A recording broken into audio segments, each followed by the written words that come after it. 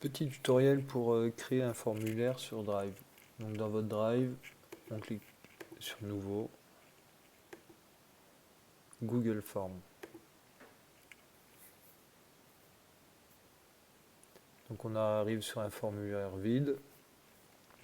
La première chose à faire, c'est de créer un titre de formulaire.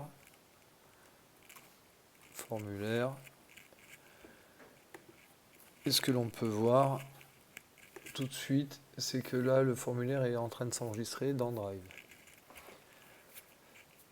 Dans Drive, le formulaire s'enregistre à la racine, donc on peut modifier et l'enregistre dans n'importe quel dossier si vous avez d'autres dossiers dans votre Drive. Le formulaire il peut être découpé en sections, des rubriques, pour faire une rubrique 1 et 2, voire plus.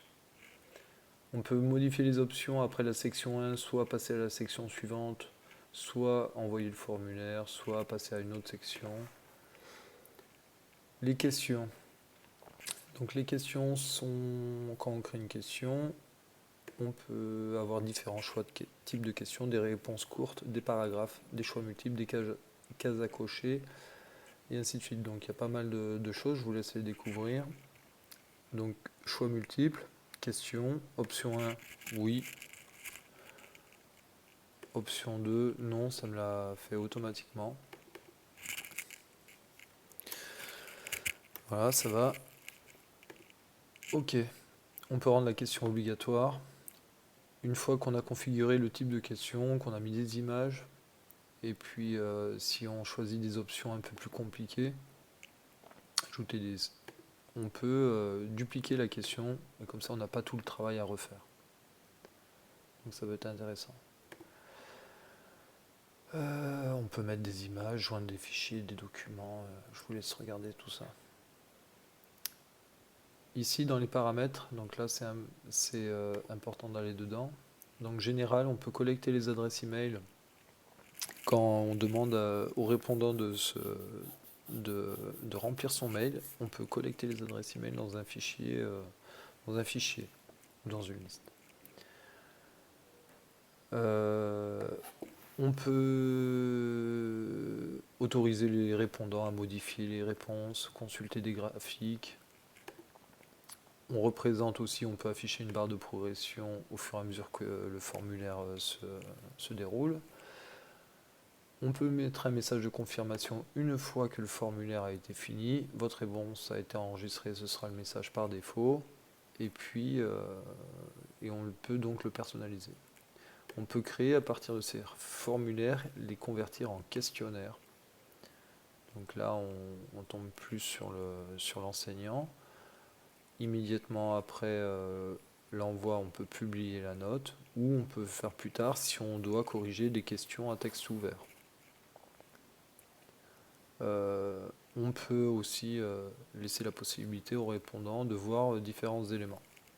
Donc, comme ses bonnes réponses et le nombre de points qu'il a eu. Ça peut être bien si on veut faire de l'évaluation formative. On enregistre les options qu'on a choisies. Et puis, on peut avoir aussi un aperçu du formulaire.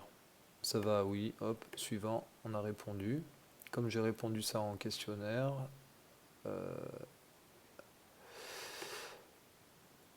votre réponse a été prise en note et je peux afficher donc ma note. Donc là j'ai 0 sur 0, je n'avais pas attribué de points à la note. Si je le fais, c'est quand on crée le formulaire qu'on fait tout ça. Donc là si on rend la question en questionnaire, si on transforme le formulaire en questionnaire, donc on a un corrigé. Corrigé, on nous demande de choisir les bonnes réponses. Si ça va, j'espère que ça va aller. Donc la bonne réponse ce sera oui. Et puis je peux attribuer un nombre de points pour chaque question. Voilà, alors ça c'est le formulaire d'exemple. Quand vous revenez sur votre Drive, là je ferme, donc tout est enregistré. Au fur et à mesure, on voit que ça enregistre. Tout est enregistré sur Drive. Quand on arrive sur Drive, là on ne le voit pas. Donc il faut remettre à jour la page. Et là le formulaire il apparaît. Donc moi celui-ci je vais le supprimer, j'en ai pas besoin. Donc j'ai créé un formulaire sur des machines. Donc un formulaire à utiliser avant qu'un élève passe en fabrication. Donc un formulaire qui va le guider, un genre de checklist qui va le guider sur le réglage de la machine, et puis un formulaire pour tester ses connaissances en matière de sécurité. Donc en fonction des résultats des questions, on reçoit un mail quand on a les réponses, et puis on peut adapter sa pédagogie en fonction des réponses de chaque élève.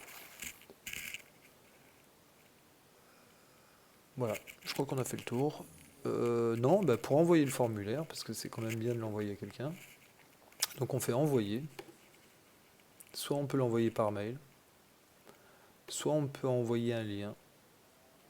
Et du coup, toutes les personnes qui auront le lien pourront répondre au formulaire. Soit on peut l'intégrer dans un site. Voilà, on peut faire un travail collaboratif aussi.